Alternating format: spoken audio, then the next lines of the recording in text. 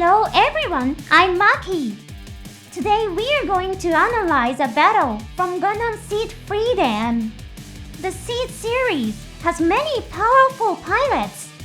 While the protagonists and rival characters often steal the spotlight, this time we'll focus on Lunamaria Hawk's fighting skills. With the announcement of Seed Freedom Zero, fans are speculating that Shin may take center stage in the story. If Shin is portrayed as the main character, it's likely that his romantic partner Lunamaria will also have significant screen time. Let's delve into her abilities. This time, we'll analyze a battle where she's equipped with the brass silhouette. Let's take a closer look at Lunamaria's shooting skills. Let's analyze the final battle between Campus and the Kingdom of the Foundation. As a note, at the time of this writing, the detailed specifications of the mobile suits appearing in Seed Freedom have not been revealed. The capabilities of the Impulse Gundam spec too also remain unclear. Therefore, our analysis will be based on the performance data from Seed Destiny. In Seed Freedom, the silhouette fire is used right after Impulse Gundam is launched. This may indicate that the strategy used by Shin in his battle with Freedom Gundam, swapping parts immediately during battle, has been officially recognized as an effective tactic and adopted for standard operations.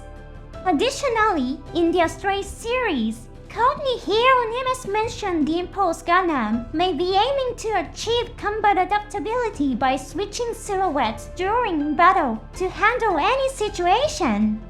However, this statement was rejected by Kaito Madigan, a highly skilled pilot who said such an idea is an unrealistic fairy tale. As you've seen for yourself, Lunamaria successfully demonstrated the ability to swap silhouettes during combat, using her skills to the fullest to secure victory. A professional mobile suit pilot, Kaito owns a personal space colony funded by his earnings, maintains many mobile suits, and employs his own team of mechanics to service them. His extensive skills and accomplishments underscore his credibility.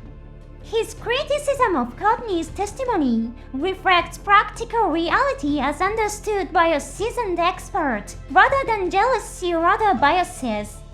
However, Lunamaria has employed the very tactics that Kaito found unrealistic. While Kira Afran and Shin often receive the most attention as ace pilots, this example makes it clear that, in the context of the cosmic era, Lunamaria undoubtedly possesses the skills to be recognized as a top ace herself. The first piece of equipment Lunamaria chose was the brass silhouette, which is great for ranged combat. At this point, the experience gap between the Kingdom of Foundation, the Black Knight Squad, and their opponents becomes apparent. While the Black Knight Squad possesses extraordinary combat skills, its members have little real-world combat experience. Director Fukuda himself remarked the four pilots of the Black Knight Squad will surpass Hero in raw skill, but lack the necessary experience. During the Battle of Eldo, the Black Knight Squad revealed too much of their tactics to their opponents. Hilda's Skian returned to Auburn harmed, as did the Zugok and Cavalier. Campers had access to footage of the Black Knight Squad's fighting style. Of course, both Kira and Shin survived the fight. It's reasonable to assume that they shared information about their enemy's tactics with their allies. Shin and Lunamaria probably analyzed the Black Knight Squad's fighting style in detail, much like Shin and Rei analyzed Freedom Gundam's fighting techniques during Seed Destiny. In the Battle of Eldo, not only Shin's immortal justice, but also Kira's rising freedom was destroyed. Lunamaria and her team must have studied their enemy's strategies thoroughly. One of the Black Knight Squad's most formidable weapons is their coordinated attacks with unmanned units. The damage to Rising Freedom Gundam's wings was caused by a barrage of attacks from these unmanned units. In the Nolionen, Immortal Justice is described as a more powerful mobile suit than Destiny Gundam. This implies that the attacks of the unmanned units pose a serious threat even to Destiny Gundam. However, the unmanned units have their weaknesses, the main one being their inability to perform complex maneuvers. In an interview, Fukuda also mentioned this characteristic, stating that unlike the mobile dolls of Gundam Wing, these units cannot perform precision movements. Lunamaria and her team probably recognized this fact after analyzing the footage. Neutralizing the enemy's powerful weapons before they could act was crucial.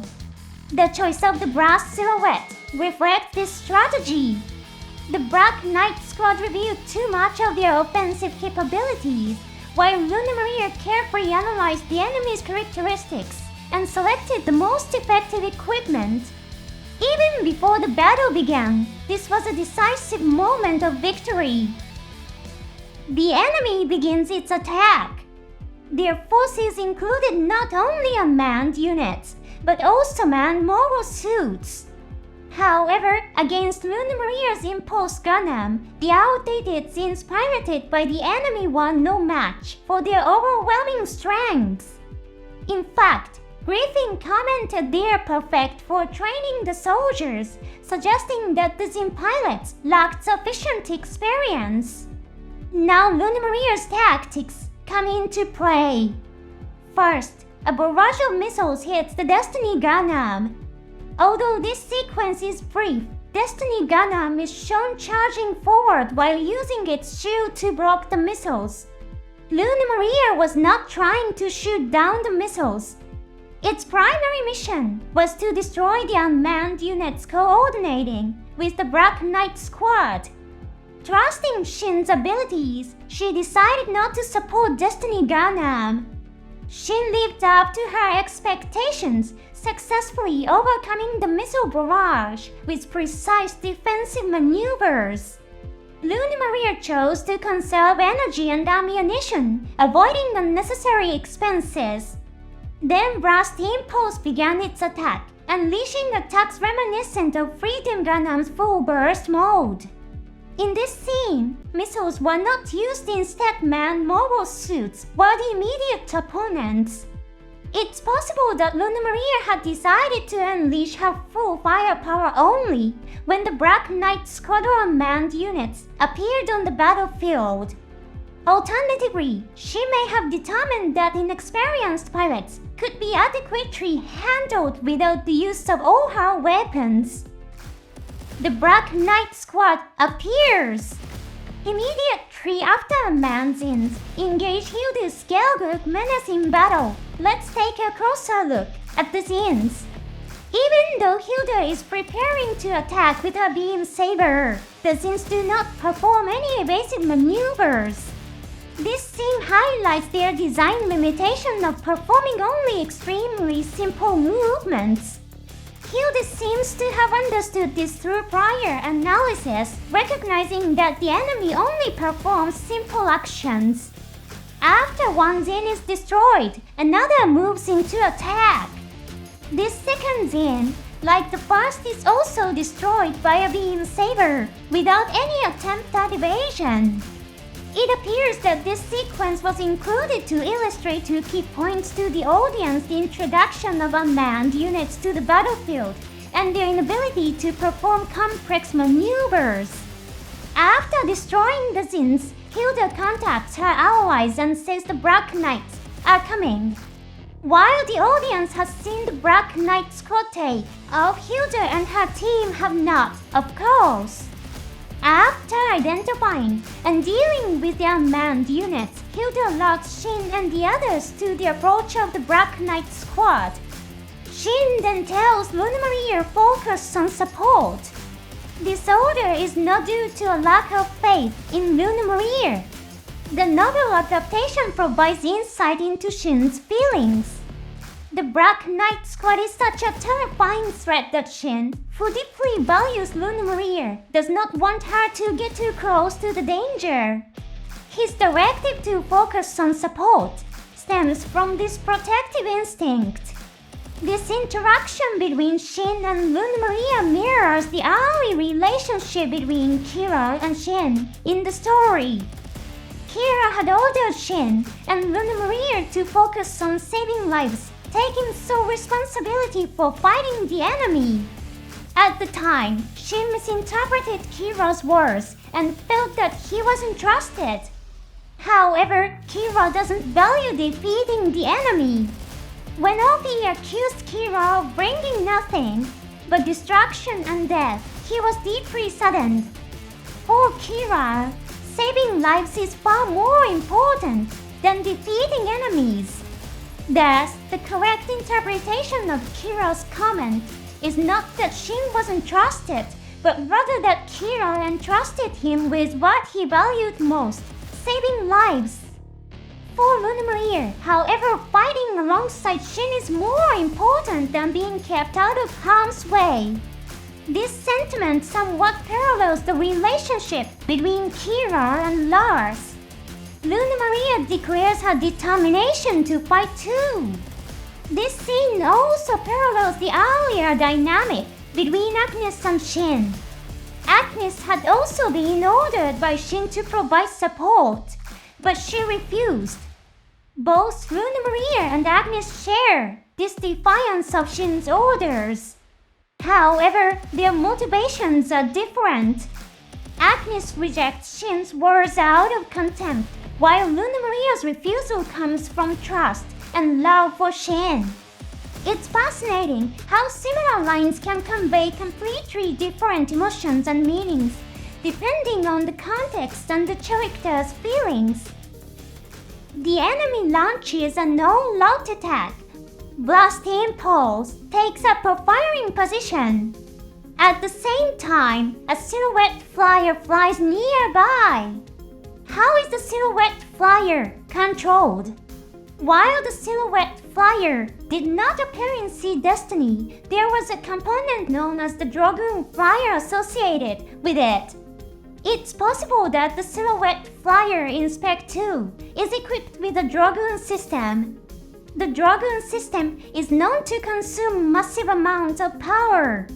This is because it needs to recognize three-dimensional space, identify the positions of allies' enemies, and even incoming missiles or beams, and react accordingly.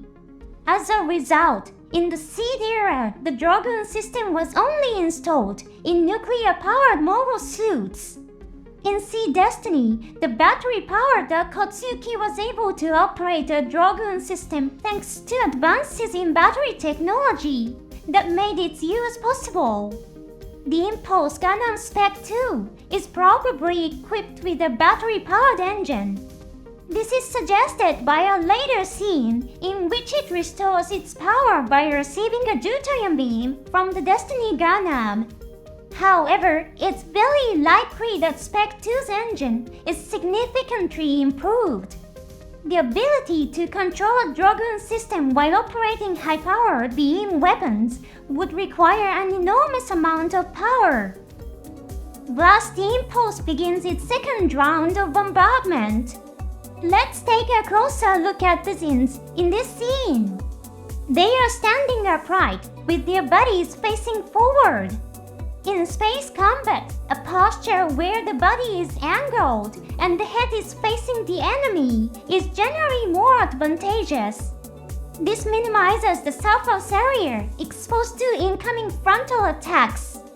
This maneuver is impressively depicted during the launch of the Black Knights. In this scene, however, the Zins remain upright and facing forward.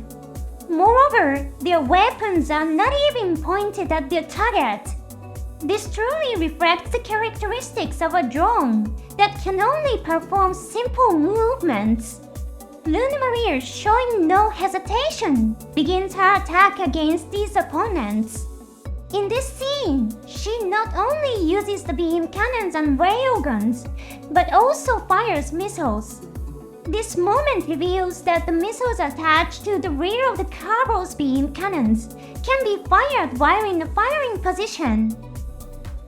This scene shows off Lunamaria's amazing shooting skills. At the time of Seed Destiny, the Impulse Gundam did not have a multi-Lockon system. Even at the time of production of this program, there is no official confirmation that the Impulse Gundam has such a system installed. The multi-Lockon system, like the Dragon system, requires advanced data processing to accurately identify and lock onto targets in three-dimensional space, which consumes a considerable amount of energy. For this reason, only nuclear-powered mobile suits were capable of using it during the Seed and Seed Destiny eras. So how does Lunamaria manage to shoot in this scene? Let's analyze under the assumption that the Impulse Gundam does not have a multi-Lockon system.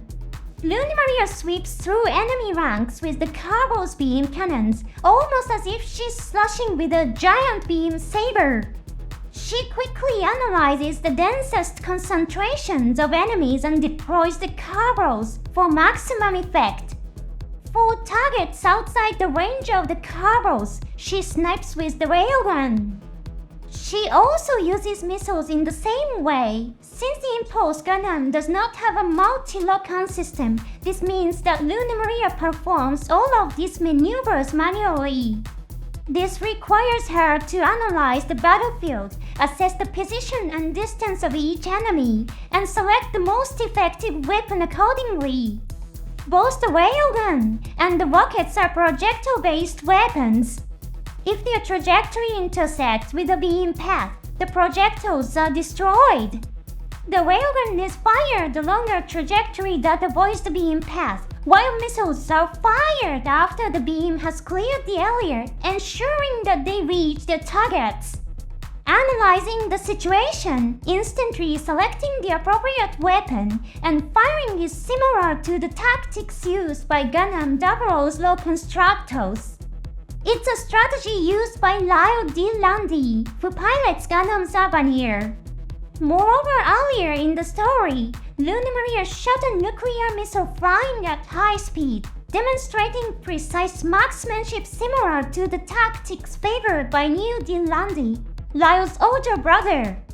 Perhaps in her own way, Lunamaria embodies the spirit of the third-generation Lockon Stratos. This concludes the performance of the Blast Impulse Gundam piloted by Lunamaria. Immediately after the bombardment ends, she ejects the Blast silhouette and switches to the Soul silhouette. By eliminating the Zins coordinating with the Black Knight Squad, Lunamaria made it possible for the Destiny Gundam to fully focus on fighting the Black Knight Squad. Thanks to Lunamaria's efforts, the stage was set for Shin's victory. When Seed Destiny first aired, fans often perceived Lunamaria as someone who couldn't shoot. This perception was based in part on her own admission that she struggled with marksmanship. However, Seed Freedom definitively proved that Lunamaria has exceptional marksmanship. As a new storyline is added to the Seed series, we can expect many opportunities to showcase Lunamaria's marksmanship. What kind of new silhouette do you think might be developed next? Could it be a satellite silhouette? Or maybe a Dane sleeve silhouette? We're also planning analysis programs focusing on battles with the Soul silhouette and Force silhouette. Please look forward to them. Thank you for watching to the end. See you next time.